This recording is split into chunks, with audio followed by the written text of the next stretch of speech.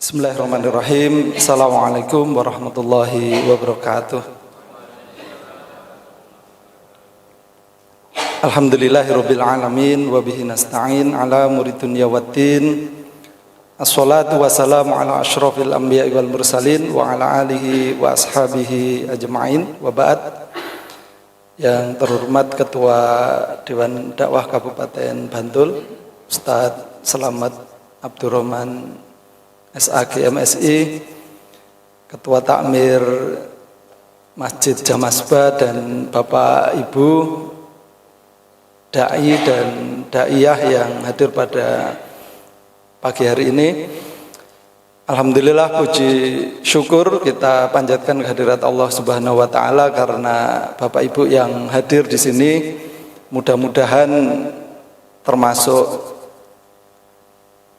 dai Allah, dan apa yang sedang kita kerjakan ini adalah sebaik-baik pekerjaan. Waman ahsanu qaulam mimman da'a ilallah.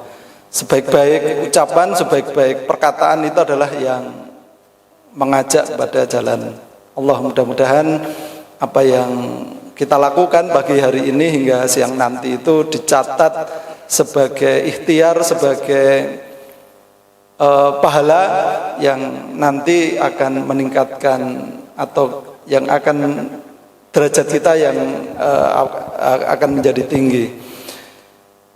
Bapak Ibu, para ustadz, ustazah, da'i, da'iyah yang dimuliakan Allah, pada kesempatan hari ini, pagi hari ini saya ingin sharing saja karena dari pengalaman dari apapun, saya yakin Bapak Ibu sekalian itu jauh amalnya dibanding saya begitu. Namun ada beberapa hal yang saya kira nanti perlu menjadi pemahaman bersama yang saat ini kenapa kita yang secara DNA itu ditakdirkan oleh Allah Subhanahu wa taala itu sebagai khairul ummah, sebagai umat yang terbaik, umat yang dalam hadis dikatakan ya'lu wa la yu'la alaih. Namun faktanya dalam beberapa hal kita belum seperti yang diinginkan atau yang digariskan oleh Allah Subhanahu wa taala. Nah, kebetulan saya mendapatkan tema terkait dengan problematika umat. Nah, barangkali ada yang salah dari yang kita pahami selama ini, sehingga kalau Allah mengatakan yang itu merupakan sunatut tadawul wa tilkal ayyamu nudawiluha bainanas.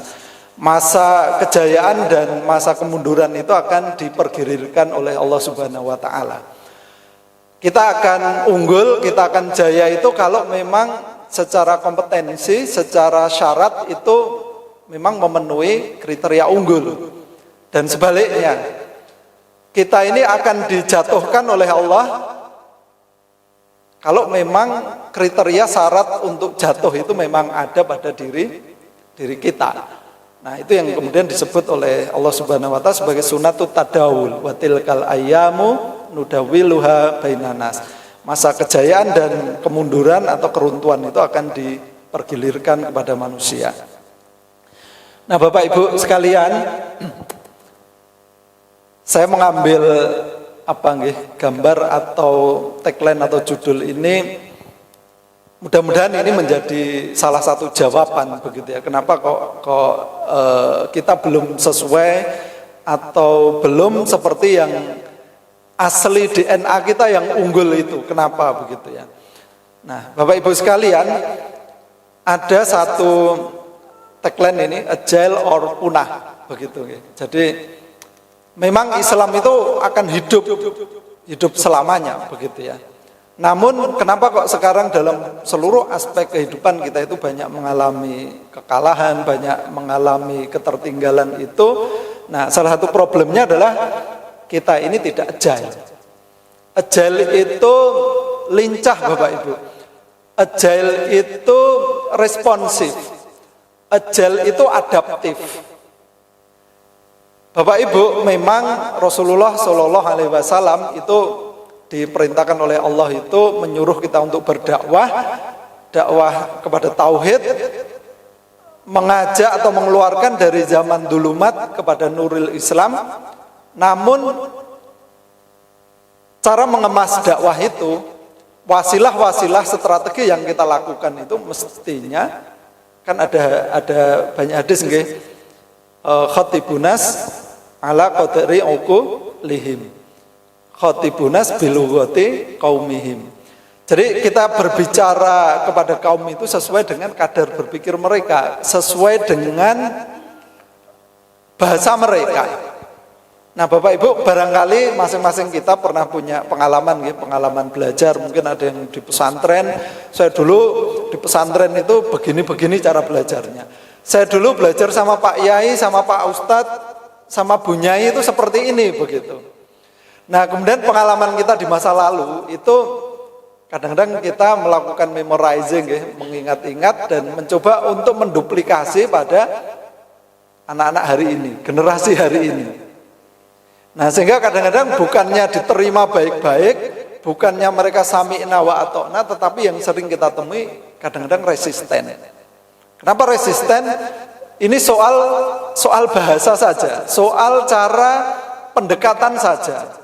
Kalau tadi Ustadz Selamat menyampaikan banyak di khutbah-khutbah Jumat, itu kenapa kok banyak yang begitu baru salam, baru muqaddimah itu audien itu sudah mulai sudah mulai menunduk, sudah mulai khosyi'un, khusuk ya, tidak dengar apa-apa, tahu-tahu sudah iqomah gitu, atau bahkan sudah iqomah aja perlu dibangunkan kanan kirinya. Nah karena mungkin ini sebenarnya sudah diriset oleh teman-teman dari UGM. Kebetulan dia merisetnya waktu itu ke subjeknya itu adalah mahasiswa di UGM begitu. Nah ini waktu itu ketika menjelang COVID.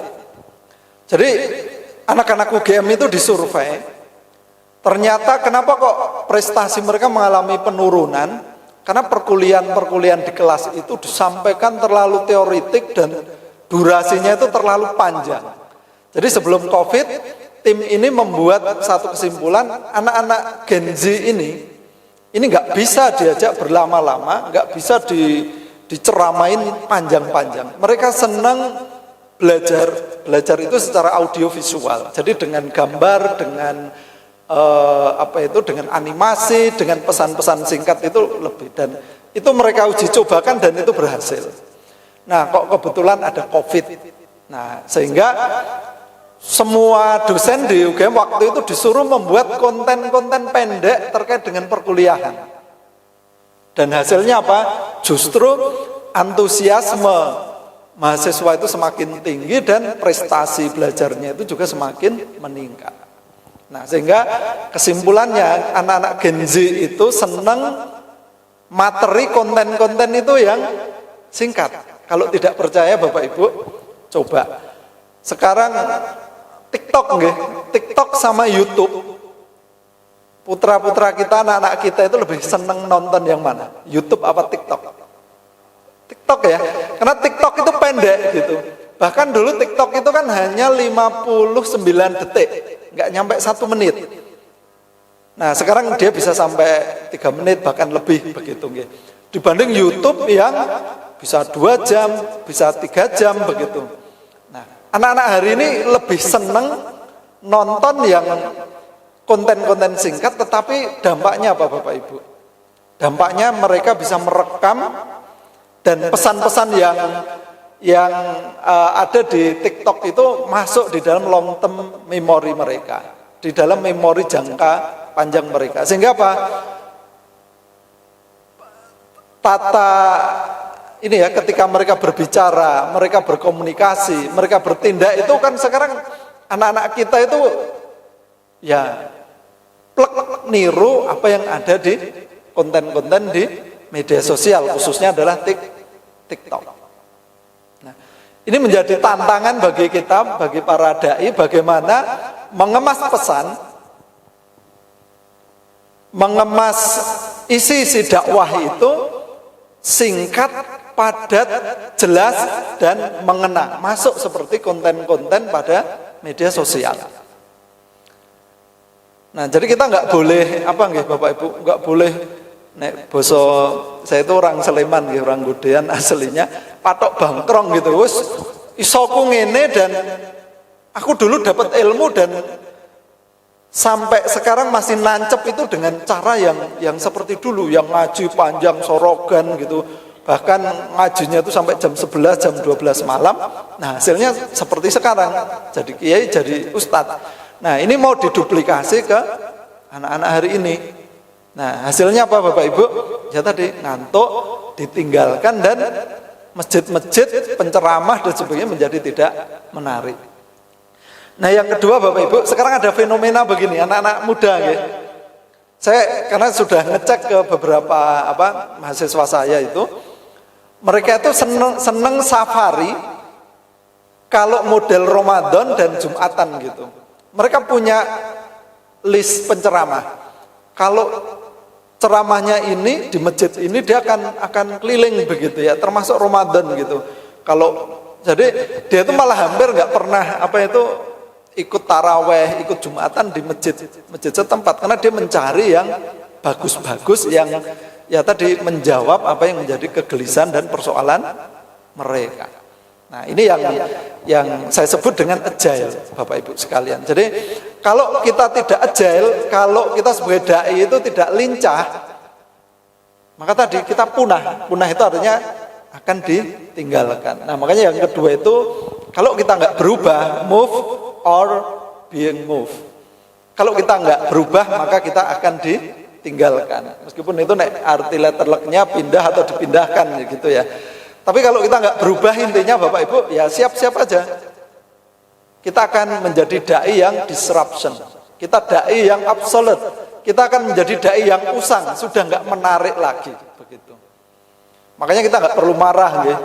Kan beberapa kajian-kajian itu mengutuk, mengkritik mereka-mereka yang ngaji itu dari YouTube, mereka yang ngaji itu lewat Instagram, mereka yang ngaji itu lewat TikTok gitu. Itu kan ilmu instan. Kamu belajar agama pasti akan dangkal dan seterusnya.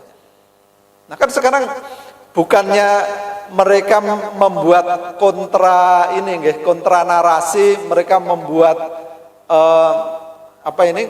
kontra budaya dengan mengisi konten-konten media sosial itu dengan baik. Nah, alih-alih dia menjadi pemain begitu ya, pengisi konten-konten di media sosial, tapi justru yang dilakukan adalah mereka mencela. Nah, hasilnya ya bukan mendapat simpatik, tetapi justru ya ustadz-ustadz, penceramah-penceramah yang bisa mengisi konten-konten di media sosial itu yang malah justru menjadi rujukan. Makanya dulu pernah ada survei oleh UIN Jakarta itu, kalau nggak salah nama lembaganya itu LPPM Nah, itu dia menyebut nama-nama ulama-ulama besar yang ada di Indonesia itu menempati ranking di bawah. Justru dai-dai populer yang sering mengisi di YouTube, media sosial itu selalu oleh netizen, oleh generasi Z itu ditempatkan di nomor 1, nomor 2, nomor 3 dan seterusnya. Dan hasilnya apa? Banyak yang marah-marah itu. Ini sekarang gimana dan seterusnya. Nah, ini mestinya kalau para dai itu menyikapi secara positif. Nah, anak-anak muda hari ini Gen Z, apalagi ini sekarang sudah mulai Gen Beta, yang anak lahir mulai tahun 2013 ke atas, nggak salah, itu kan sudah Gen Beta. Yang lahir di tahun 2024 apa 25 ini sudah, Gen Alpha ya sebelumnya ya, sekarang sudah mulai Gen Beta. Kalau yang 13 ke atas itu Gen Alpha, nah sekarang sudah mulai Gen Beta. Itu juga butuh cara komunikasi yang tersendiri. Sehingga kemarin ada satu diskusi, sebenarnya anak-anak itu tidak salah. Hanya orang tua saja, para orang tua atau orang dewasa itu yang tidak bisa memahami bahasa anak-anak. Nah, sekarang secara populasi Gen Z, Gen Alpha ini paling banyak. Nah, ini pilihan Bapak Ibu, kita mau berubah atau kita ditinggal oleh mereka. Nah, kalau kita ditinggal oleh mereka, nilai-nilai keagamaan, nilai-nilai keislaman ini nggak bisa kita wariskan. Nah, padahal al-ulama warasatul anbiya. Kita ini kan ya menjadi influencer, kita ini menjadi dai yang mewariskan agama Allah ini kepada generasi yang akan datang. Jadi jangan disalahkan. Bisa jadi nggih, generasi hari ini, generasi yang akan datang itu jauh dari agama itu bukan karena kesalahan mereka, bisa jadi karena kesalahan para dai yang mestinya dia faqih, dia lebih menguasai ilmu-ilmu agama, tetapi gara-gara tidak mampu mengkomunikasikan pesan-pesan agama yang baik kepada mereka, itu justru mereka jauh dari agama. Nah, sehingga jawabannya Bapak Ibu, mari stay relevan. Jadilah dai yang relevan. Relevan dengan apa? Dengan zamannya. Oke, rambut kita Bapak Ibu sudah putih itu nggak apa-apa. Jenggot kita udah putih itu tidak apa-apa. Kulit kita udah keriput nggak apa-apa. Tapi kita bisa berkomunikasi dengan anak-anak hari ini. Kalau dulu Bapak Ibu bacaannya di buku-buku cetak, kitab-kitab klasik, kitab-kitab kuning, kitab-kitab kuno. Nah, sekarang bacaan anak-anak itu sudah Instagram, sudah TikTok, sudah X, kalau dulu Twitter ya. Nah, dan bacaan-bacaan yang nah sekarang kita sebagai dai juga harus update Bapak Ibu. Apa yang sekarang jadi trending topik sih anak-anak hari ini itu apa gitu. Sekarang misalnya anak-anak itu senang dengan frugal living misalnya. Nah, kita sebagai dai dengar nggak istilah kayak gini? Ada istilah-istilah yang lain yang kadang-kadang kita asing. Padahal sebenarnya istilah-istilah ini kan sebenarnya sama kan dengan yang dulu. Cuma gara-gara para dai itu tidak memahami dan tidak mengikuti apa yang terjadi. Jadi kita ngomong A, dia itu B gitu, sehingga tidak nyambung. Padahal Bapak Ibu, kalau di dalam ilmu komunikasi disebut komunikasi efektif itu ketika komunikator dengan komunikan itu paham apa yang dimaui oleh komunikator. Kan kadang-kadang kita udah merasa, saya kan sudah menyampaikan, saya sudah tablik, saya sudah ceramah. Cuma persoalannya, isi ceramah kita ini, kita yakin nggak audien itu paham dengan yang kita omongkan, dengan yang sedang kita bahas, dengan yang sedang kita bicarakan. Nah, kalau frekuensinya tidak nyambung, resonansinya tidak sama, Bapak Ibu, nggak bisa. Kan dulu Bapak Ibu kita pernah belajar fisika teori tentang resonansi pakai garpu tala itu Jadi ada dua garpu tala, kemudian ada bandul gitu ya. Kemudian ada garpu tala di sebelahnya. Kalau kita memberi bunyi yang frekuensinya itu tidak sama, garpu tala ini nggak bergerak Bapak Ibu. Dia bergetar, dia bergerak, bahkan bandul tadi sampai menyentuh itu kalau frekuensinya itu sama. Nah, biar sama tadi, makanya kita harus mengerti bahasa mereka, Bapak Ibu. Nah, kalau selama ini aku ceramah sudah aku jadi ketua takmir, aku sudah jadi ustadz dai, ini kok umatku itu ya, remaja-remaja pemuda di tempatku kok nggak tertarik dengan agama. Nah, ini barangkali evaluasi yang pertama, resonansi kita dengan mereka belum sama, belum satu. Nah, makanya mari Bapak Ibu kita jadi dai yang selalu relevan gitu. Karena kalau tidak relevan ya tadi kita akan ditinggal. Nah, padahal ini Bapak Ibu seperti yang tadi kita sampaikan, DNA kita DNA umat Islam itu adalah kuntum khaira ummah. Kita ini menjadi umat yang terbaik begitu.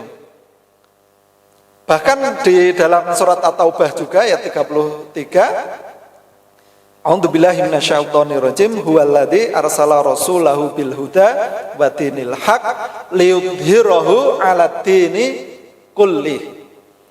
Nah, DNA kita ini mestinya agama Islam itu kan di atas peradaban yang lain, di atas agama-agama yang lain. Di atas itu tidak harus kuantitas Kita di Indonesia ini secara kuantitas kita banyak gitu ya. 80-an% begitu ya. Cuma apakah kebijakan-kebijakan yang ada di negeri ini kita bisa mempengaruhi sepenuhnya. Kan tidak. Justru kita malah banyak dirugikan. Bukannya kita jadi aktor, tapi kita malah jadi konsumer di sini. Banyak produk-produk dan sebagainya kita nggak berdaya meskipun kita mayoritas. Kemudian di dalam hadis Rasulullah juga mengatakan al-Islamu ya'lu wa la yu'la alaih. Islam itu tinggi dan tidak ada yang melampauinya. Nah, itu DNA kita. Bahkan secara empirik umat Islam itu pernah berkuasa menguasai peradaban dunia itu selama 7 abad, 700 tahun lamanya, dari abad 7 sampai ke abad 15. Nah, kita pernah berkuasa. Oke, Bapak Ibu, ini sedikit ya tontonan ya untuk apa istilahnya. Nanti apa pelajaran yang bisa kita ambil dari gambar ini? Ya, memang Bapak Ibu melelahkan ya. Kalau kita ngikuti gaya anak-anak hari ini kira-kira ya gitulah gitu ya. Kesana kemari begitu. Tapi kalau kita tekun Bapak Ibu seperti pemain tenis tadi itu, kita bisa menang gitu, kita bisa ngalahkan mereka gitu. Ini saya sekarang sedang ikut kegiatannya Mas Joko itu di komunitas masjid pemberdaya begitu. Itu semula saya melihat masjid itu, takmir masjid itu ya gitu, nggak keren, hanya bisnis as usual gitu. Takmir itu mengurus khotbah Jumat macam-macam.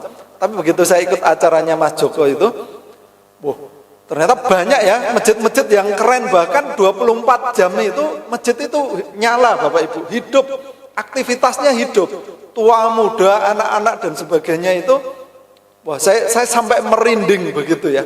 Sholat subuh, sholat apa itu sama semua, dan itu anak-anak muda gitu ya. Ada istilah di mana itu ada masjid sejuta pemuda. Ada kemarin itu Masjid Raya Bintaro Jaya gitu, itu keren banget gitu ya. Ada masjid itu yang bisa menyantuni jamaah itu sampai ribuan dan seterusnya itu, wah keren banget gitu ya. Nah ini karena dia tadi agile gitu ya. Oh ternyata anak-anak muda ini kalau bisa dirangkul itu ternyata dahsyat sekali. Kemarin bahkan Ustadz Jazir itu cerita bahwa di Jogokarian itu anak-anak kelas 5 SD pun ketika difasilitasi, dilatih, diberdayakan, dia ternyata bisa mencari dana donasi itu sampai ratusan juta loh untuk masjid itu. Itu anak-anak kelas 5 SD. Kita aja kemekelen gitu ya, golek infak segitu. Nah ini kan ternyata sebenarnya kalau dikelola baik itu dahsyat sekali gitu. Nah cuma tadi seperti kita kalau mengikuti generasi ini memang, apalagi kita yang non sewu, kita sudah generasi baby boomers gitu, generasi X itu kadang-kadang sudah mulai nggak nyambung gitu. Saya itu sama Bapak Ibu, kalau saya Instagram punya, TikTok punya, cuma memang jujur kalau mengikuti itu susah, tapi kita paling nggak harus ngerti gitu. X juga begitu gitu. Nah ini cara kita agar tadi resonansi kita dengan anak-anak muda itu nyambung begitu. Oke. Ini saya ajak nostalgia sebentar nih Bapak Ibu. Kalau yang pernah nonton ya anggap ini apa istilahnya siaran ulang gitu ya. Kalau yang anak-anak muda nggak tahu itu ya, HP Nokia itu kayak apa gitu ya. Tapi kita dulu keren banget nih Pak, keren sangat. Kalau HP kita Nokia QWERTY gitu ya,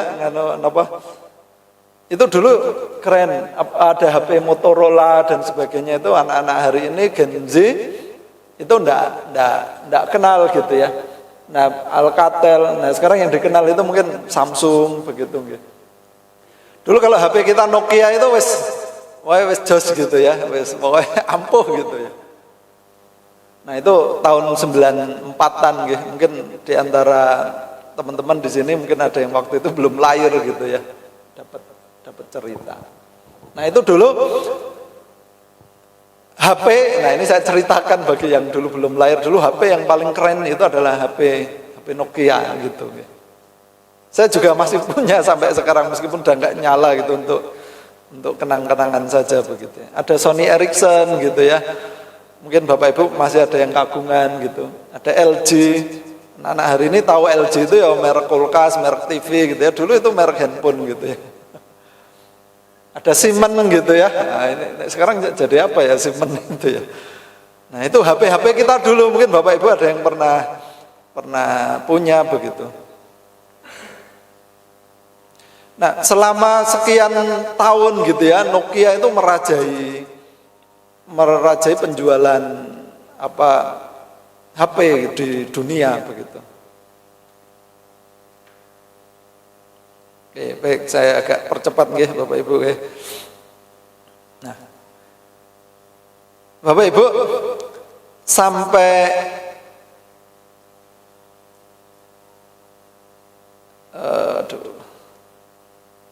Nah, di dalam perkembangan akhirnya Bapak Ibu, kita tahu bahwa pemenang atau yang sekarang merajai handphone dunia itu adalah Samsung. Ini saya tidak ada unsur apa-apa ya Bapak Ibu ya.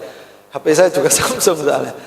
Nah, jadi Samsung dulu nggak dikenal sama sekali di bawah, tapi karena dia melakukan inovasi, dia tadi stay relevan. Nah, dia sekarang merajai handphone dunia. Nah, kemudian disusul Apple dan seterusnya. Nah, Bapak Ibu, ini CEO dari Nokia, namanya Steve Ballmer. Nah, dia mengatakan begini, we didn't do anything wrong, but somehow we lost. Nah, Nokia itu tidak pernah membuat kesalahan dari pembuatan pabrik, risetnya, produknya, itu pokoknya nomor 1, Bapak Ibu. Dia pokoknya keren, nggak terkalahkan. Tetapi faktanya di lapangan dia hilang dari peredaran. Dia ditinggalkan oleh konsumennya. Ini refleksinya untuk kita Bapak Ibu. Bacaan Quran Bapak Ibu itu pokoknya nomor wahid, nomor 1, fasih. Kapasitas keagamaan kita terujilah, kita mondok puluhan tahun misalnya. Bahkan kita ngajinya kepada guru yang bersanad. Bacaan kita atau mungkin hafalan kita juga bersanad. Cuman kenapa kok para pemuda jamaah itu nggak tertarik ke masjid ya, nggak tertarik untuk kegiatan-kegiatan dakwah ya? Kan kita tidak melakukan kesalahan kan Bapak Ibu? Kita nggak salah, tapi kenapa umat itu semakin jauh dari agama? Kenapa umat itu semakin jauh dari Islam? Kira-kira seperti Nokia ini. We didn't do anything wrong. Kita ini tidak melakukan kesalahan, tapi kita ditinggalkan. Karena apa Bapak Ibu? Kita business as usual, kita hanya melakukan aktivitas yang rutinitas, tetapi di luar sana itu mereka semakin inovatif, mereka semakin kreatif. Nek nggak percaya ya Bapak Ibu ya, ada ndak konser musik itu yang sound systemnya ecek-ecek, yang bengung nganging-nganging seperti di masjid kita itu kalau adzan nging, nanti kalau tinggo apa itu nggo ngimam nging, tinggo khotbah nganging-nganging begitu ya, kadang-kadang tengah-tengah sholat bunyi. Nah, sementara kalau di konser nggih, atau kalau kita ke bioskop misalnya. Kalau Bapak Ibu mungkin ada pernah ke bioskop ya. Itu suara soundnya itu wow, keren banget ya Bapak Ibu nggih. Di konser-konser musik juga begitu. Jadi mereka memilih sound system saja. Itu sound system yang nomor 1. Sementara di masjid-masjid kita, sound systemnya kadang-kadang ala kadarnya. Yang nganging-nganging lah gimana? Ustadznya bagus, isi ceramahnya bagus, ning wasilahnya, tul ceramahnya itu tidak bagus. Ya wajar kan, mereka lebih senang di bioskop, mereka lebih senang di konser-konser musik dan seterusnya Bapak Ibu. Jadi ya kita hanya menggunakan yang biasa, sementara di luar sana itu berlomba-lomba, bahkan yang maksiat saja itu mereka menggunakan teknologi yang sangat canggih. Nah, sementara kita biasa-biasa saja. Nah, sehingga mereka ya punya daya tarik yang lebih. Nah, ini yang lebih ngeri lagi kompetitor dakwah kita, Bapak Ibu sekalian. Nah, kalau kita lihat agama termasuk para aktivisnya itu di sini. Jadi kalau ini disebut sebagai Pyramid of power. Jadi kekuatan, kita bicara dunia, geopolitik begitu. Ini umat gitu nggih, yang di bawah ini kumpulan umat. Nah, perilaku atau pelaku agama para dai itu kebanyakan masih di sini. Dan yang paling pengaruh, jadi semakin ke sana itu sesungguhnya yang paling mengatur dunia ini. Nah, think tank-nya itu ada di sini. Dan ini tidak terlihat Bapak Ibu. Ini yang sering kalau di dalam film Knight Templar itu ini disebut sebagai secret society. Dia nggak kelihatan Bapak Ibu, tetapi dia yang bisa menghitam putihkan dunia. Dia yang mengatur kebijakan, bahkan dia bisa mengatur presiden di mana itu siapa, perdana menteri di mana itu siapa, itu bisa. Kelompok di sini. Kita kadang-kadang bingung, kok bisa ya kayak gini ya? Kayak yang sedang viral itu, ya ini kita nggak ngomong politik ya, cuma kita bingung saja. Yang pagar laut di Tangerang itu ya, yang 30,2 km itu, kan yang pertama mengeluhkan nelayan kan, nelayan mengeluh karena nggak bisa ngambil ikan lewat situ. Nggak lama dari situ ada kelompok yang ngaku jaringan nelayan mengatakan itu swadaya kami yang bikin itu. Nah, saling lempar, itu kami yang bikin. Begitu kemarin ditertibkan, yang ngaku-ngaku yang ngaku-ngaku bikin itu mestinya nek kita bikin kok ada yang gusur, kan kita mempertahankan. Itu nggak ada satupun yang nongol. Nah, tapi ya faktanya begitu Bapak Ibu. Itu satu contoh ya, dan banyak contoh yang lain kita tahu itu kok bisa ya, dan kita nggak bisa berbuat apa-apa ya. Nah itu Bapak Ibu di sini Bapak Ibu, itu kekuatan yang tidak kelihatan, tetapi dia sangat menentukan. Dan ini tidak hanya konteksnya lokal, tetapi konteks dunia. Nah, di bawahnya nanti ada lembaga-lembaga, ada bank sentral, kemudian ada perusahaan-perusahaan besar dan seterusnya. Ini yang saat ini mengontrol dunia. Contoh Bapak Ibu, kita punya HP ya Bapak Ibu ya. Kalau kata Steve Jobs, setiap orang yang punya akun email itu sesungguhnya sudah telanjang. Kenapa telanjang Bapak Ibu? Semua aktivitas apapun kita itu sudah dikontrol. Bapak Ibu, kadang-kadang kalau buka Facebook, buka Instagram atau buka berita ya, kadang-kadang kita ini seolah-olah dia tahu apa yang kita mau ya. Saya itu sedang cari ini kok tahu-tahu di HP saya FYP kalau bahasa muda itu ya. Kok yang muncul seperti yang sedang saya inginkan, seperti yang saya pikirkan, dan seolah-olah itu jawaban atas apa yang, padahal kita nggak pernah nyari di situ, tapi kok seolah-olah dia tahu gitu ya. Nah, itu karena kita punya email Bapak Ibu. Jangan punya HP itu kan karena punya email gitu ya. Nah, dia punya sensor yang dia bisa membaca, ya tidak membaca pikiran, tetapi dari omongan kita, dari obrolan kita itu dia merekam. Meskipun di situ mode merekam itu tidak kita aktifkan, tapi dia mampu merekam Bapak Ibu. Termasuk kita suka apa, dia di mana. Nah itu kan teman-teman matematika, teman-teman informatika bisa menjelaskan. Itu kan teori algoritma begitu. Resonansi tadi nyambung gitu. Sehingga kita tertarik kan untuk berlama-lama berjam-jam menggunakan media sosial. Nah, jadi itu yang disebut Steve Jobs itu kita telanjang. Karena apapun itu bisa diketahui.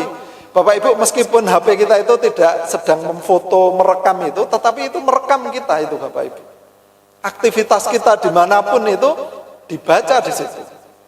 Bahkan beberapa waktu yang lalu kita ada acara itu, ahli IT itu menyampaikan, dia menyontohkan ya, jangan dikira loh Bapak Ibu 1 jam yang lalu, 2 jam yang lalu apa yang dilakukan ada di mana itu nggak bisa dilacak, bisa itu Bapak Ibu. Padahal jenengan tidak Sherlock gitu.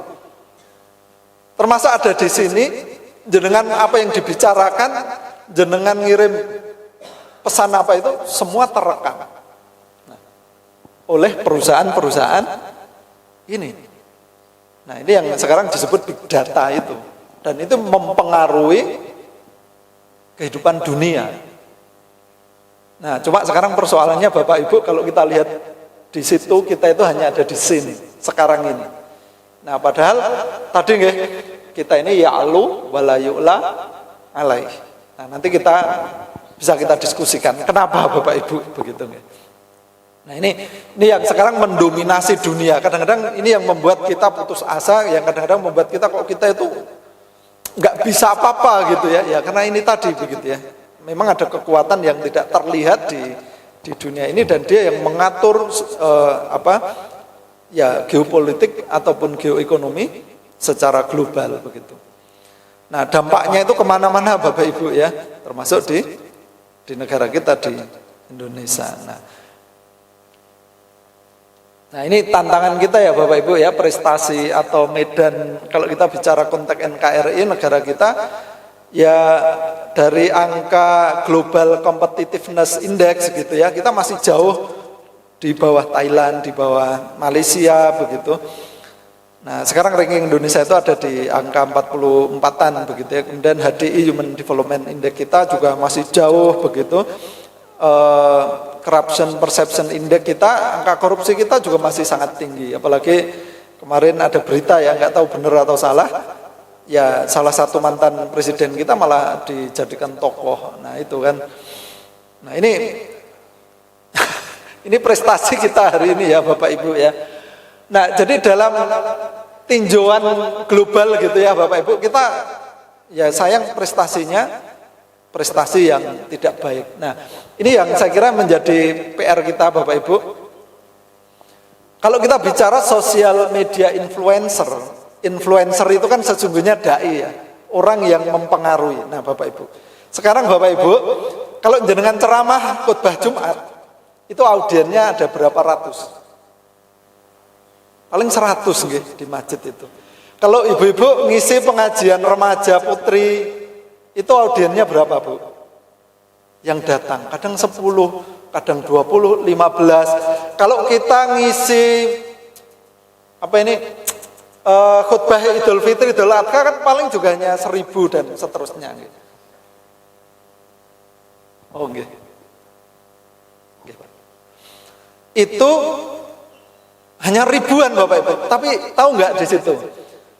Influencer top dunia, misalnya, tulisannya kecil ya. Misalnya Ronaldo, itu nomor 1 ya. Itu Ronaldo itu followernya itu sampai di atas, berapa ini, kecil banget ini, sampai di atas ratusan juta, kok seratusan, 493 juta follower. Jadi kalau dia bikin status apa, itu langsung statistiknya itu jutaan. Jadi yang merespon, yang mendengar Ronaldo lagi apa itu ratusan juta Bapak Ibu. Kemudian nomor 2 itu Justin Bieber. Justin Bieber itu 423 ya. Itu followernya. Jadi Justin Bieber ngomong apa, nggak status apa gitu. Itu kalau kita lihat di Instagram dia itu statistiknya jutaan itu Bapak Ibu. Nah kita kan nggak pernah mengukur ya Pak.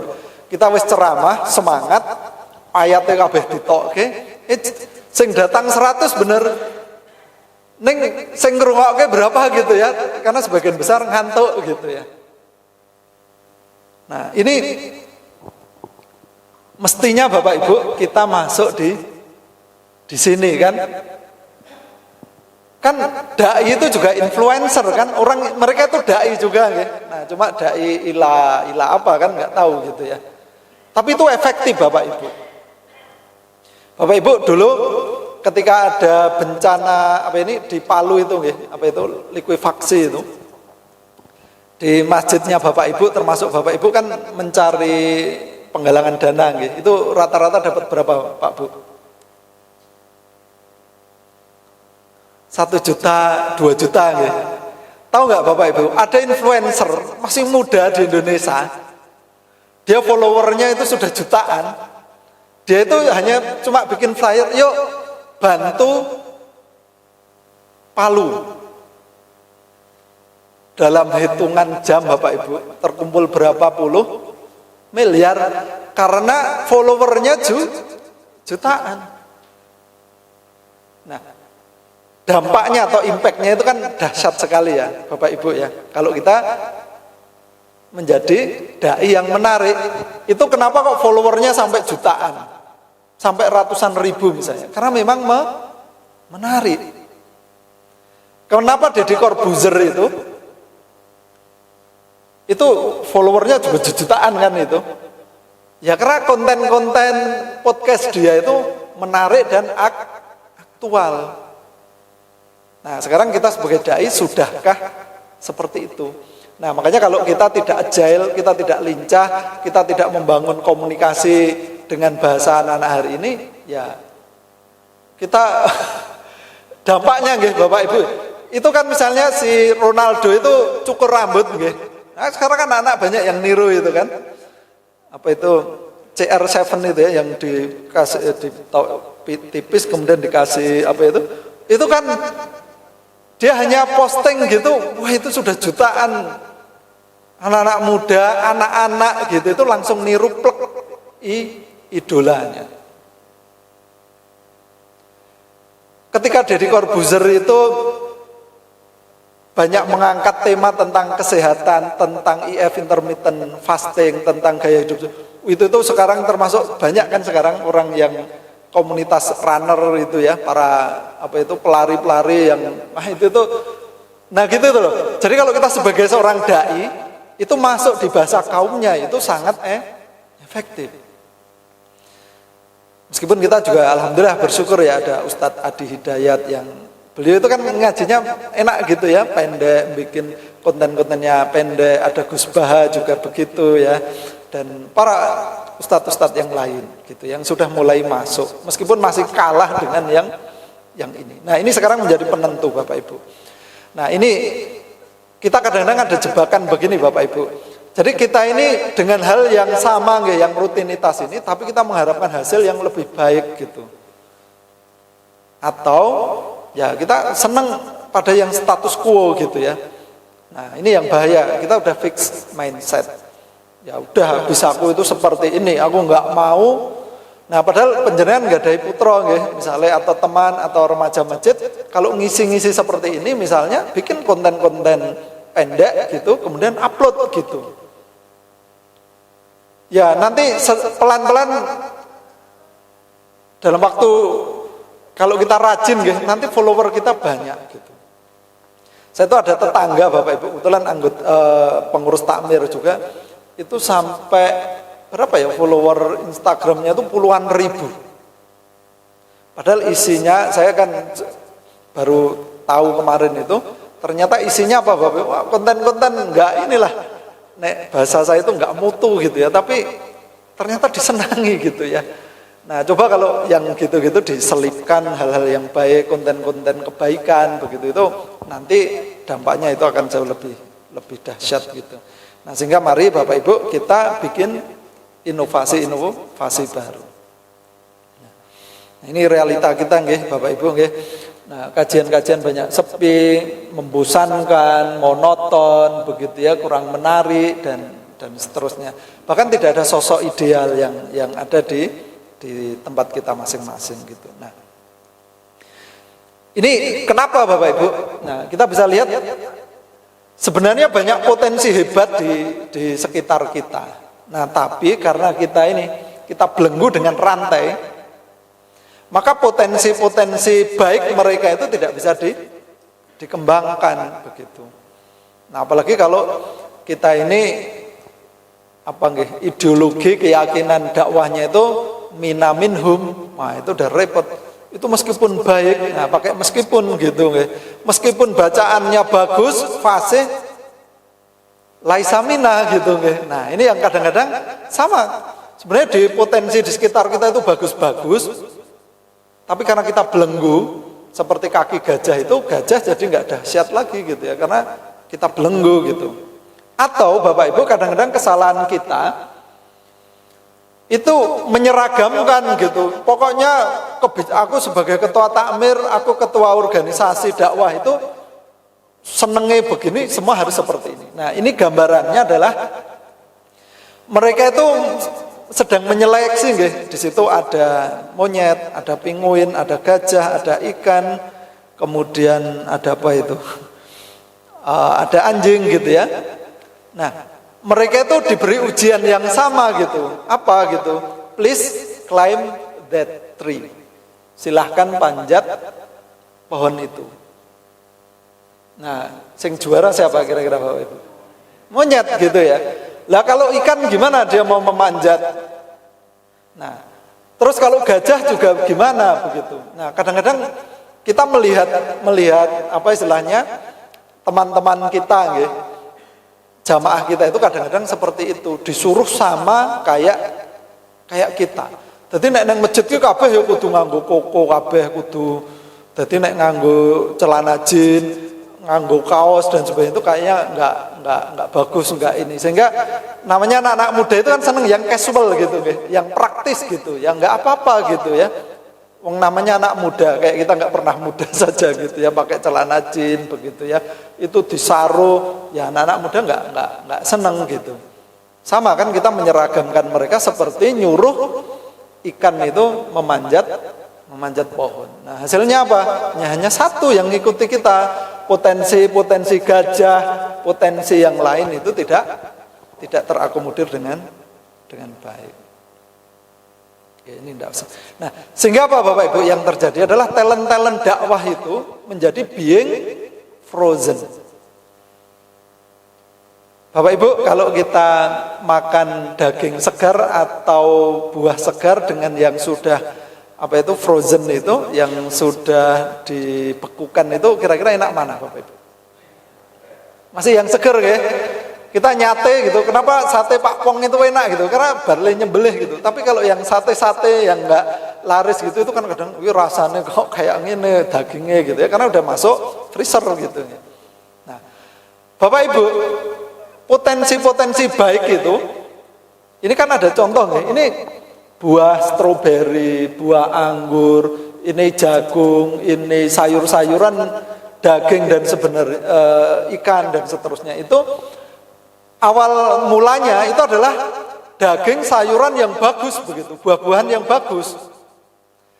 Tapi karena disimpan di freezer, karena tidak terberdayakan dengan baik, maka dia membeku. Ya masih daging rasanya, ya masih buah rasanya, cuma sudah tidak segar, tidak enak. Karena nek coro kita ngandang gitu loh, orang-orang baik di sekitar kita ini nggak kita ajak, nggak kita berdayakan, nggak kita ajak kolaborasi, kita masukkan di freezer. Nah akhirnya menjadi being frozen. Bapak Ibu, kalau dakwah yang kita lakukan hari ini lebih sifatnya personal, memperbaiki diri, kemudian kita juga mengkader hanya beberapa orang saja yang apa istilahnya, yang sefrekuensi dengan kita. Nah, sekarang untuk menjawab seluruh tantangan yang ada di depan tadi, kita harus mulai ini, mungkin pelatihan ini dalam rangka membangun coach gitu ya, membangun para pelatih gitu. Nah, nanti dari pelatih ini kemudian bikin tim, dan selanjutnya ini diorganize, dan sampai akhirnya yang terakhir itu menjadi ekosistem kebaikan. Nah, ketika bicara ekosistem itu tidak satu warna, itu tidak satu baju. Nah, ini yang memang faktanya tidak mudah ya Bapak Ibu ya. Nah, sehingga saya menuliskan salah satu yang menjadi, nah ini sekarang kebanyakan dakwah-dakwah yang sekarang ini dilakukan itu seperti logika plantation. Plantation itu kebun, taman. Kan cenderung dibikin yang sama ya. Ini kan perkebunan teh. tingginya sama, warnanya sama. Nah, sekarang kecenderungan dakwah-dakwah itu dilakukan seperti ini, diseragamkan, biar seperti kita. Nah, mestinya Bapak Ibu akan lebih indah itu kalau seperti forest, seperti hutan. Di hutan itu kan macam-macam ya Bapak Ibu ya. Ada pohon yang besar, ada lumut, ada batu, ada air kecil dan sebagainya. Nah, ini indah. Makanya orang kalau healing itu lebih senang ke sana daripada ke pohon teh. Jenuh kan di pohon teh itu. Nah, dakwah itu mestinya seperti itu. Kalau ada yang bisa tumbuh seperti pohon yang besar itu, ya kita tumbuhkan. Tapi nek isone ming kaya apa itu? Kaya lumut nggih, ya enggak apa-apa. Tapi lumut itu Bapak Ibu, itu kuat juga loh. Batu ini ya Bapak Ibu ya. Kalau ini pohon ini rantingnya atau dahannya atau bahkan seluruh pohonnya itu ambruk, ngembruki batu ini, pecah nggak itu batunya Bapak Ibu? Yang pecah kan pohonnya ya. Tapi kalau lumut yang ada di sini bisa merapuhkan, memecahkan batu nggak Bapak Ibu? Bisa. Nah, jadi kadang-kadang kita ini melihat teman, melihat jamaah di sekitar kita kan sing didelok pas sing maca Qur'ane apik, sing saleh, sing nek dikandani manut-manut, sing rada begijikan, sing rada angel dikandani itu kadang-kadang ora dianggap dan enggak dilihat. Nah, padahal bisa jadi ya yang seperti itu mungkin hari ini dia hanya seperti lumut saja. Tetapi nanti ketika dibutuhkan pada saatnya dia justru yang malah menjadi penghancur, yang membantu kita, sementara yang kita gadang-gadang besar itu justru ya manfaatnya malah nggak begitu untuk hal-hal yang lain atau saat dibutuhkan. Nah, ini artinya mari Bapak Ibu sekalian kita berdakwah itu kita ajak semua potensi yang ada di sekitar kita. Enggak semua harus dijadikan pohon-pohon besar, tapi ya kalau dia hanya bisanya jadi air ya jadilah air gitu. Bahkan ekstrimnya dia ora iso ngopo-opo jadi batu itu nek ditoto kan bikin taman jadi indah ya Bapak Ibu ya. Tekon nang masjid ngentek-ngentek ke snack dan sebagainya itu enggak apa-apa gitu, tapi coba tanpa dia gitu ya. Nah, itu simbol kemakmuran masjid juga Bapak Ibu. Nah, bersihan. Nah, ini saya contohkan ini simbol apa Bapak Ibu ini? FBI apa CIA ini? Ya. CIA ya. Nah, CIA itu punya 7 juta personil Bapak Ibu. Itu tersebar di seluruh dunia.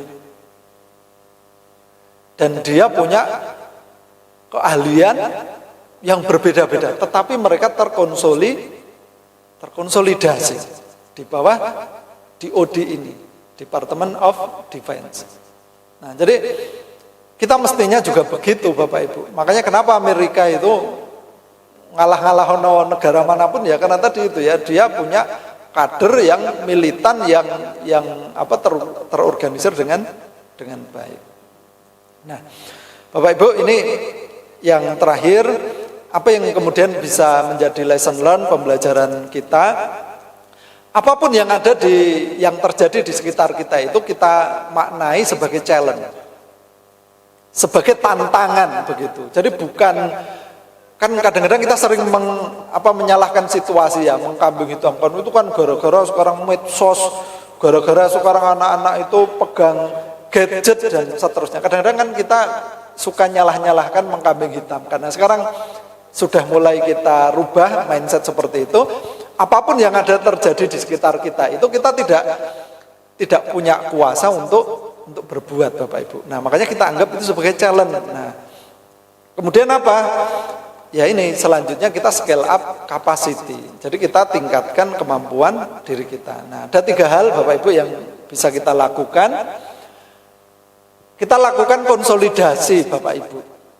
Nah, ini yang menjadi PR kita ini konsolidasi umat, konsolidasi dai, konsolidasi antar organisasi ini yang belum terjadi. Nah, untuk itu makanya saat hijrah Rasulullah Shallallahu Alaihi Wasallam itu yang pertama beliau lakukan itu adalah ta'akhi.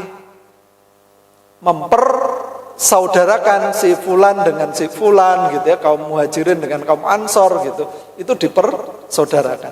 Meskipun nanti di dalam jihad, di dalam perang-perang Rasulullah itu mereka nanti berperang itu dengan baju, dengan panji-panji kebesaran kelompoknya masing-masing, sukunya masing-masing, tetapi mereka dalam satu tujuan mendakwahkan agama Allah gitu.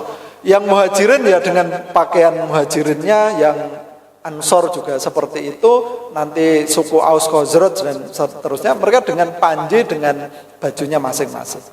Nah ini yang saat ini kita belum selesai Bapak Ibu. Ukhuwah kita ini kadang-kadang hanya di forum-forum masih menjadi materi-materi ceramah dan seterusnya, tapi fakta di lapangan kita masih sulit untuk melakukan konsolidasi.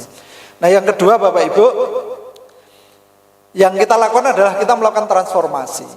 Nah, transformasi itu hanya bisa dilakukan kalau kita punya growth mindset. Jadi bukan fixed mindset. Growth mindset itu artinya apa? Bapak Ibu, kita continuous learning. Kita mau belajar. Tanya sama cucu itu nggak Pak? Dok, bikin IG itu gimana toh? Gitu ya. Kalau posting di Instagram itu kayak apa toh gitu. Ini yang mau ceramah kamu rekam ya, nanti kamu yang upload ya, kamu edit ya, begitu ya. Kayak Pak Dr. Khairuddin Basori itu yang ngupload, yang ngedit ceramahnya itu cucunya. Beliau itu kan penceramah begitu ya. Cuma nggak bisa itu. Nah ini bisa kolaborasi dengan yang lain. Nah tetapi dia mau belajar. Itu sama cucunya Pak Khairuddin Basori itu cerita, yang kalau ceramah itu jangan panjang-panjang. Kami itu suka yang hanya maksimal 3 menit, 5 menit gitu. Nah Pak Khairuddin itu kan mikir ya, piye carane ceramah itu pesannya nyampe tetapi pendek gitu ya. Nah ini kan butuh keterampilan, butuh latihan gitu. Nah ini perlu continuous learning. Nah kemudian continuous improvement, dia selalu merubah gitu ya, selalu memperbaiki gitu. Dan capacity building, kita selalu belajar meningkatkan kapasitas kita. Nah terakhir Bapak Ibu, kita ekspansi, dakwah kita ekspansi. Kalau bisa kita masuk ke semua lini kehidupan. Kalau kita lihat gambar pyramid of power dunia tadi, kalau bisa ya kita menjadi penguasa di bidang perbankan, kita menjadi think tank di geopolitik dunia dan seterusnya. Enggak cukup hanya di masjid-masjid atau di kelompok-kelompok pengajian kita saja gitu ya. Nah, kemudian dakwah-dakwah kita perlu juga yang inovatif begitu. Kita bikin acara apapun gitu. Saya ikut di komunitas Masjid Pemberdaya itu. Di situ ada pencerahan, ada Muslim bikers gitu. Ternyata anak-anak yang seneng buang-buang pakai motor itu bisa dikonsolidasi oleh masjid dan mereka bisa melakukan kegiatan-kegiatan amal, kegiatan-kegiatan yang positif begitu ya. Nah ini jadi kita harus bikin inovasi-inovasi yang bisa menarik. 2 bulan yang lalu saya mengajak pengurus takmir di tempat saya di Masjid Al-Amnah Ganjuran itu. Saya ajak silaturahim ke Masjid Al-Falah Sragen, tempatnya Pak Yai Kusnaidi itu. Jadi di sana itu menarik remaja-remaja itu, disediakan mereka pakai 3I ya, konsumsi, wifi, sama istri. Jadi sampai dicarikan jodoh oleh masjid gitu, disediakan. Nah anak-anak muda itu diwargi gitu ya, dikasih konsumsi makan, dikasih wifi. Nah pelan-pelan mereka menjadi aktivis masjid. Bahkan ini dibuatkan kayak ini loh Bapak Ibu, di Selatan Paseban yang tempat skateboard itu ya. Itu masjid itu sampingnya ada tempat kayak gitu Bapak Ibu. Area skateboard. Cuma setelah pas adzan mereka berhenti. Nah selesai sholat mereka main lagi kayak gitu. Dan di situ ada makan minum gratis. Apa anak-anak nggak seneng gitu kalau masjid itu bisa menyediakan kayak gitu, mainnya dapat, seneng-senengnya dapat, internet dapat, ning ibadah juga dapat. baru ceramah-ceramah itu masuk kemudian. Kita kan kebalik kadang-kadang Bapak Ibu ya, diceramahi diomongi ayat-ayat, nah nggak tertarik mereka gitu ya. Oke. Nah ini mari Bapak Ibu kita bangun komunitas, kita deketi komunitas apapun gitu ya. Saya sekarang sedang aktif di komunitas pingpong Bapak Ibu, tenis. Selain saya mau cari sehat, saya sekarang aktif di pingpong itu. Nah, awal saya ikut pingpong itu, saya sempat agak kaget Bapak Ibu. Kan biasa ya, nek nyemes, metu, apa nek nampani, merucut, begitu itu kan kadang-kadang gembira lo kok keluar gitu ya, misuh-misuh gitu ya, wes itu keluar gitu. Saya itu nggak pernah ceramah di situ tuh, di komunitas itu. Tapi saya ada di situ gitu ya. Karena saya tahu orang UIN, saya tahu itu. Jadi mereka itu sekarang hampir nek dilalai keperucut ngomong gitu itu loh, astagfirullahaladzim gitu. Padahal wingi-wingi enggak. Nah, sekarang mulai berkurang. Nah, kita perlu Bapak Ibu masuk di komunitas-komunitas apapun itu. Nah, pelan-pelan kita bisa menyampaikan kebaikan. Kadang-kadang kita nggak ngomong saja itu mereka sudah pekewoh gitu ya. Dan mereka seneng loh ngobrol gitu ya. Kadang-kadang saya ke sana bawa jeruk, kadang-kadang bawa nasi padang gitu ya. Terus lama-lama mereka tanya-tanya gitu ya. Pak, niki gini kula ajeng Ramadan niku saene pripun nggih. Nah, kadang-kadang malah ini kadang-kadang mereka tanya-tanya yang di luar dugaan kita gitu kan. Nah, artinya kita bisa masuk membawa kebaikan-kebaikan itu di forum apapun. Billahi taufik wal hidayah. Assalamualaikum warahmatullahi wabarakatuh.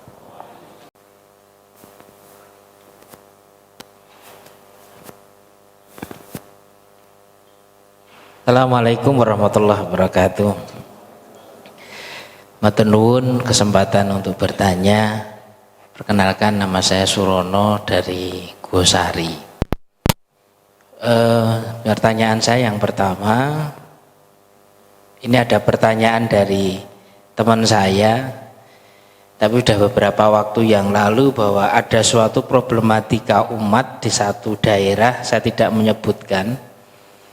Di situ ketua takmirnya itu sudah mungkin 15 tahun ada, dan tidak ada regenerasi dan kaderisasi. Bahkan sampai sekarang masih kepingin dalam posisi yang sama. Di sisi lain, jamaah itu sudah mengalami sebuah keresahan, pengen adanya suasana yang berbeda, inovasi yang berbeda. Nah, tapi di sisi lain, jamaah itu juga karena sudah wis ngoyot itu ya, sudah status quo itu arep ngutik-utik niku wis do sungkan. Itu yang pertama. Jadi bagaimana solusi ketika menghadapi seperti itu, karena banyak potensi-potensi yang besar seperti yang digambarkan Gajah tadi akhirnya menjadi frozen, tidak tergali dan akhirnya tidak muncul. Itu pertama. Itu memang kondisi real yang sempat kita lihat sendiri. Yang kedua, seringkali kader-kader dakwah, saya tidak menyebut yang lain, contohnya kayak saya sendiri, pengennya kayak profesor, kita datang ke suatu komunitas nggawa oleh-oleh gitu ya. Tapi di sisi lain kayak saya ini kan orang yang masih al-fakir gitu ya. Jadi isane ming tenaga karo udu abab gitu. Sehingga di sisi lain konten untuk bisa maintenance seperti itu adanya ya konsumsi, ya wifi, itu kan berarti harus ada sebuah komunitas yang bisa menggerakkan untuk ke sana. Ide gagasan itu terkadang juga sulit untuk kita sampaikan kepada piyai-piyai sepuh sing mereka khawatir engko nek di wifi malah ngundeleke barang-barang sing ora apik. Jadi mereka sudah underestimate dulu. Nah, ini untuk memahamkan yang sudah kolonial ini kan menghadapi generasi Z sangat berbeda. Nah, ini menjadi tantangan dakwah yang sempat saya hadapi. Matur nuwun, saya rasa dua pertanyaan ini. Matur nuwun. Assalamualaikum warahmatullahi wabarakatuh.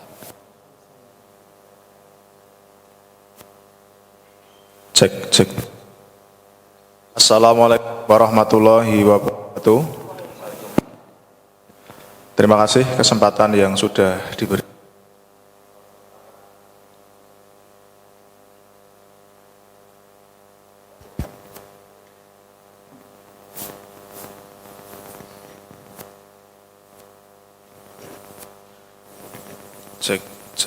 Cek sun.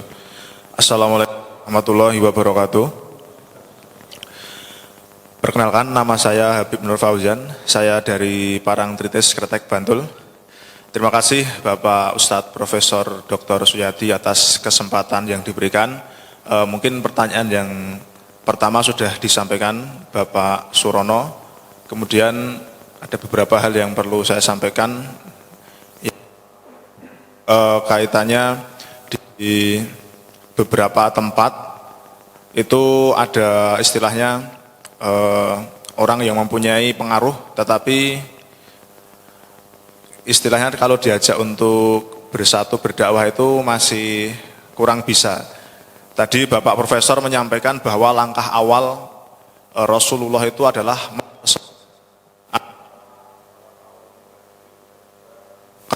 Ansor.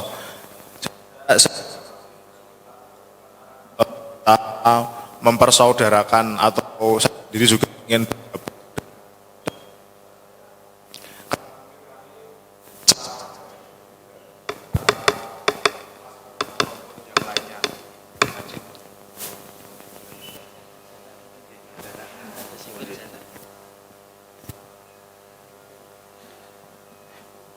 saya ulang nyuwun ngapunten. Jadi bagaimana untuk istilahnya kita mempersaudarakan, karena mungkin kami sama-sama punya pengaruh di lingkungan anak muda, tetapi cara pandang yang berbeda. Itu yang pertama. Kemudian yang kedua yaitu dari teman-teman yang saya temui dan juga adik-adik saya, generasi adik-adik saya, itu secara umum mereka yang istilahnya secara akhlak, secara moral itu tidak baik, itu kebanyakan dipengaruhi dari faktor keluarga. Nah, itu istilahnya kita sebagai seorang dai itu bagaimana caranya? Mungkin itu yang dapat saya tanyakan. Terima kasih. Assalamualaikum warahmatullahi wabarakatuh.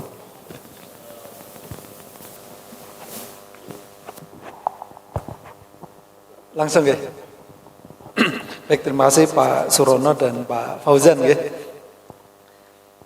Nah, ini saya itu juga baru beberapa bulan ini menjadi wakil ketua takmir, Pak.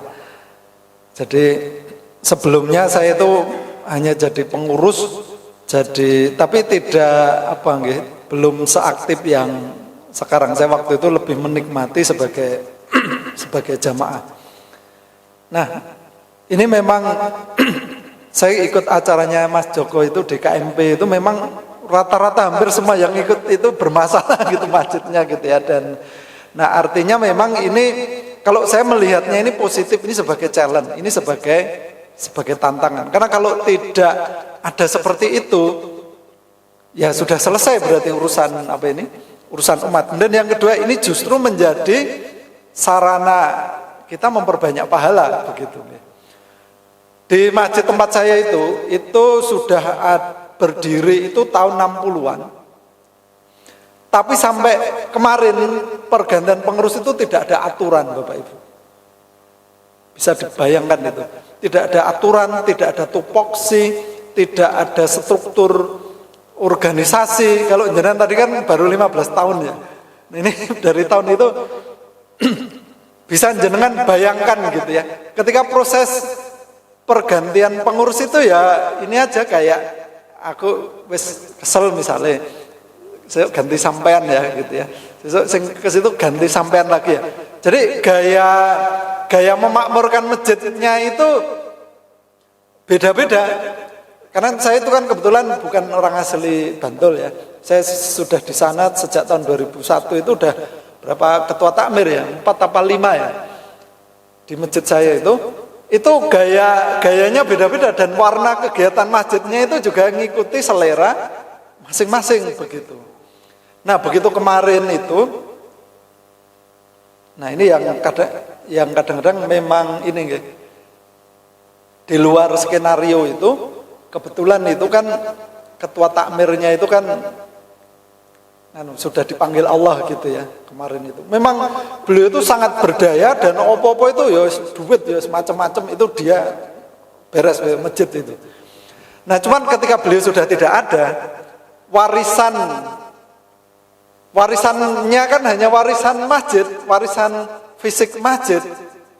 Nah sementara ketika terjadi pergantian, wah itu kita kayak anak ayam kehilangan induknya, bingung kita itu. Ketika ditunjuk si ketua itu ya dalam tanda petik bingung juga ketuanya begitu. Nah apalagi yang lain. Jadi sekarang itu, nah ini tugasnya sopo, ini tupok sini sopo. Nah, jadi banyak jamaah itu yang mengatakan ini harusnya kan begini, itu kan harusnya begitu. Nah terus kita malah jadi yang mengharuskan itu mana dasarnya apa? Kenapa dia begitu itu dasarnya apa? Kemarin itu ternyata nggak ada sama sekali. Jadi kalau ya nek ADART mungkin terlalu keren ya. Tupoksi, tugas fungsi apa itu nggak ada sama sekali. Nggak ada dokumen sama sekali yang ditinggalkan gitu. Padahal bisa dibayangkan itu udah puluhan tahun. Nah, saya karena kebetulan ditunjuk jadi wakil ketua, saya menyampaikan di forum jamaah itu mengatakan begini, Bapak Ibu, masjid dan takmir yang ada sekarang menika itu tidak dilengkapi teknologi AI, tidak dilengkapi teknologi artificial intelligence.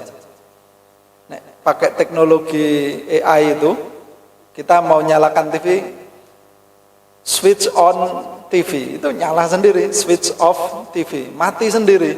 Bahkan sekarang kalau di mobil ya, mobil wuling itu, nyalakan mobil itu pakai suara.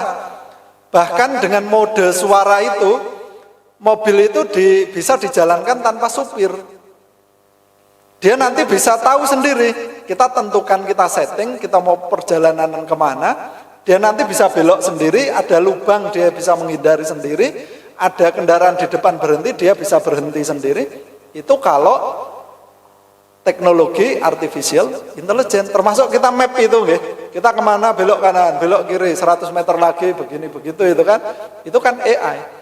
Nah sementara takmir pengurus ini kan tidak dilengkapi fitur AI. Sehingga kalau ada jamaah, mbok begini, mbok harusnya begitu, dia ngomong begini di ceblung begitu itu tidak autopilot, itu tidak otomatis berjalan sendiri. Apalagi, nah setup atau setting AI itu kan berarti sistem ya, ada aturan ya, ada algoritma gitu. Ada kode-kode, ada coding di situ. Nah ini masjid itu nggak ada bekal apa-apa, tulisan tugasnya ketua ngopo, tugasnya sekretaris opo, tugasnya bidang ini nggak ada semua. Sementara ada jamaah, mestinya masjid itu begini, mestinya begitulah. Nah kita sampaikan, niki mboten wonten sak dereng aturan, monggo kita sareng-sareng damel aturan. Nah gandeng biasa nggih, mangkana usul fahuwa mas'ul. Sopo sing usul kan kadang-kadang penanggung jawab kan, usul mikul kan. Nah saya menyampaikan begitu ya, saat ini Pak Yadi sing damel yang damel tupoksi aturan ADART, waduh gitu. Nah ini Pak, sampai hari ini sudah saya sudah buatkan, sudah beberapa kali rapat tapi belum selesai karena masalahnya banyak sekali. Kami punya ambulan, nah begitu ambulan itu dulu kan karena pakai uang personal ya, uang pribadi takmir itu enggak ada masalah. Nah sekarang kan sudah stop. Ini ternyata sekali ngantar itu habis sekitar 100-200 ribu untuk BBM saja. Dalam seminggu 4 atau 5 kali dia keluar itu.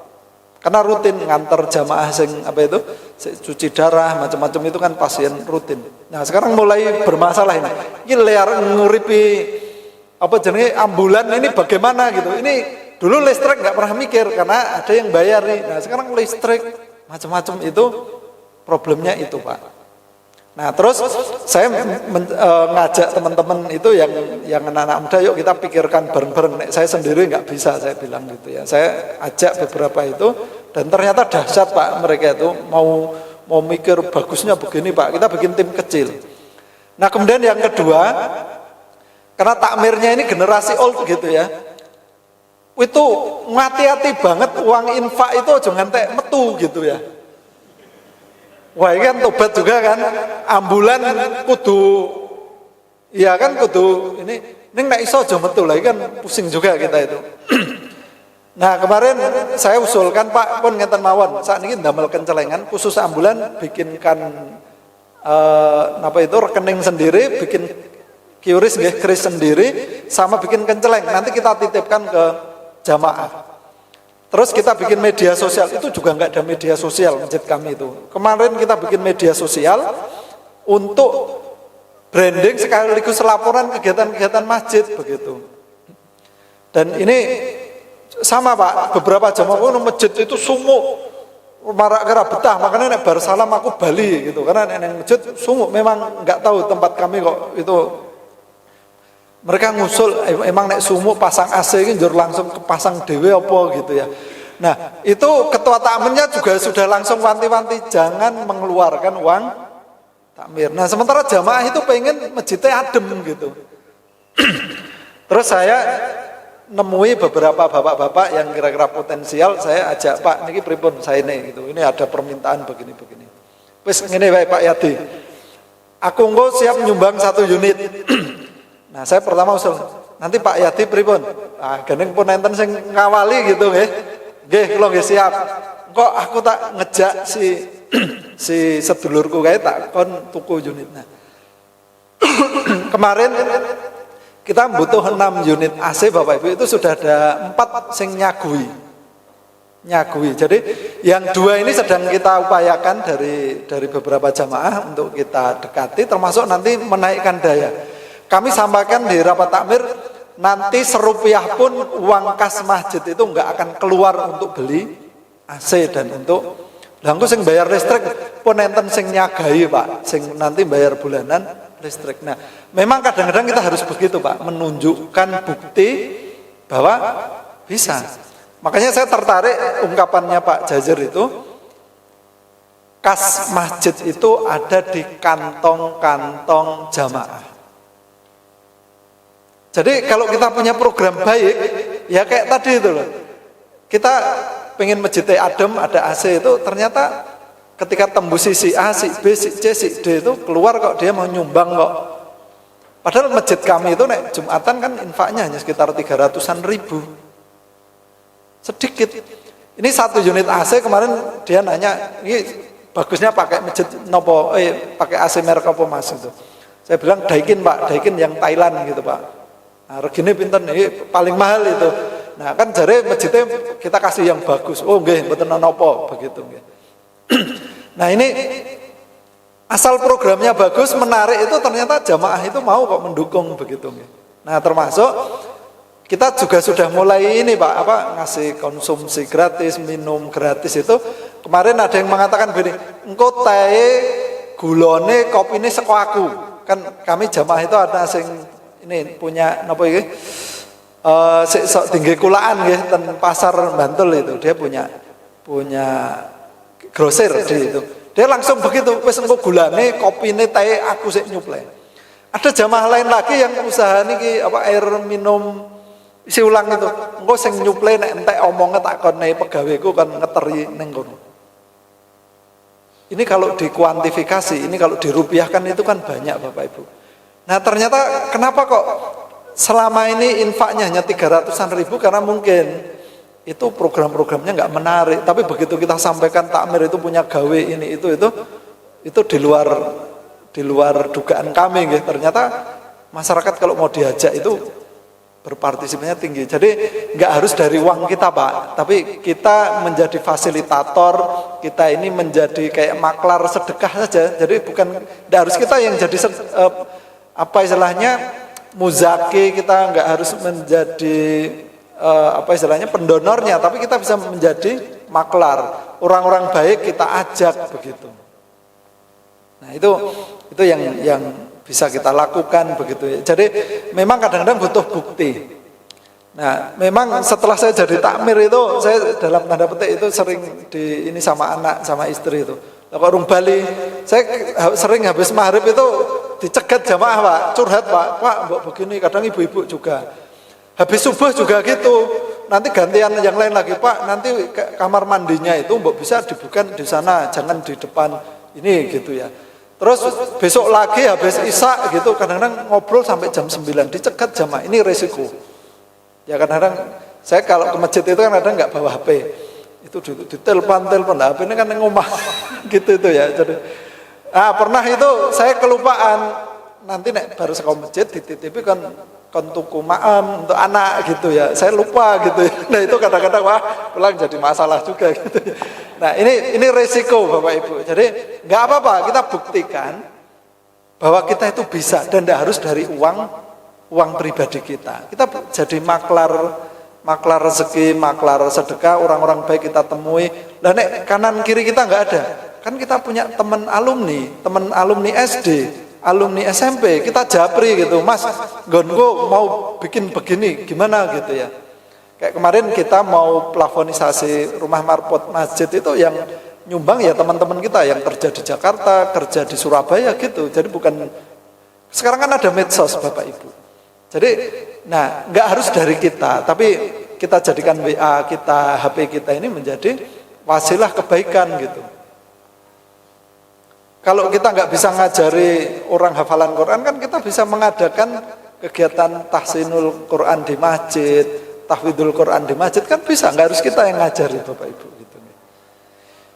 Nah kemudian Mas Fauzan ya dari Parangtritis tidak bisa diajak, ya kalau kita bisa bilisan dengan lisan, kalau enggak kita doakan. Dulu kalau enggak salah ya Rasulullah itu pernah berdoa agar diberikan salah satu Umar gitu ya. Nah ini Ustadz Selamat mungkin hafal gitu. Nah Umar itu siapa? Umar bin Khattab, satunya Umar bin Hisam ya. Umar bin Hisam itu adalah Abu Jahal ya. Nah ternyata yang dikabulkan satu. Dulu kan Umar bin Khattab itu kan juga orang yang berpengaruh yang menjahati Islam kan. Rasulullah minta doa agar diberikan satu Umar bin Khattab dan Umar bin Hisam. Tapi ternyata yang dikabulkan setelah sekian lama itu Umar bin Khattab. Nah, dari mana Umar bin Khattab itu kemudian tertarik kepada Islam? Karena memang ditunjukkan bukti dakwah itu oleh Rasulullah. Nah, kita memang kadang-kadang butuh membuktikan itu, Pak. Nah, jadi dulu kan sampai ini ya orang-orang Quraisy itu mereka mengatakan Muhammad itu musuh kita, Muhammad itu kafir, Muhammad itu penjahat dan seterusnya. Tapi mereka itu saling mengintip rindu dengan bacaan Qurannya Rasulullah, termasuk Umar bin Khattab itu. Pas ngintip ketemu, kamu lagi ngapain gitu ya. Nah ternyata dia ngintip rindu dengan ayat-ayat yang disampaikan. Nah kita kadang-kadang itu begitu, mereka itu gengsi kadang-kadang ya karena senior, kadang-kadang dia lebih pendidikannya lebih tinggi. Nah kita buktikan bahwa kita itu bisa. Nah saya juga sekarang saya tidak terlalu ambil pusing dengan para senior-senior itu. Saya nggak mau konflik dengan mereka, saya nggak mau ribut dengan mereka. Saya ajak teman-teman yang potensial, kita buktikan bahwa tanpa kita mengurangi kas masjid, kita jadikan masjid ini bagus dan kita jadikan masjid ini lebih berdaya dan lebih makmur. Nanti ya itu Mas yang saya sampaikan, saya itu nggak nyono itu dicegat oleh mereka, tidak untuk tidak untuk diceramai, ditentang apa itu enggak, dia malah banyak memberi masukan ke saya. Saya cuma mau tak balik, lu kok jenengan tidak langsung ke ketua takmirnya Pak, kan sama-sama senior, chemistry-nya ada, kenapa kok itu batin saya gitu, kenapa kok ngomongnya ke saya? Itu beberapa senior itu di luar dugaan. Saya tak kira menentang program-program kita, enggak, tapi justru mereka, tapi memang harus dengan bukti begitu. Oke, matur nuwun.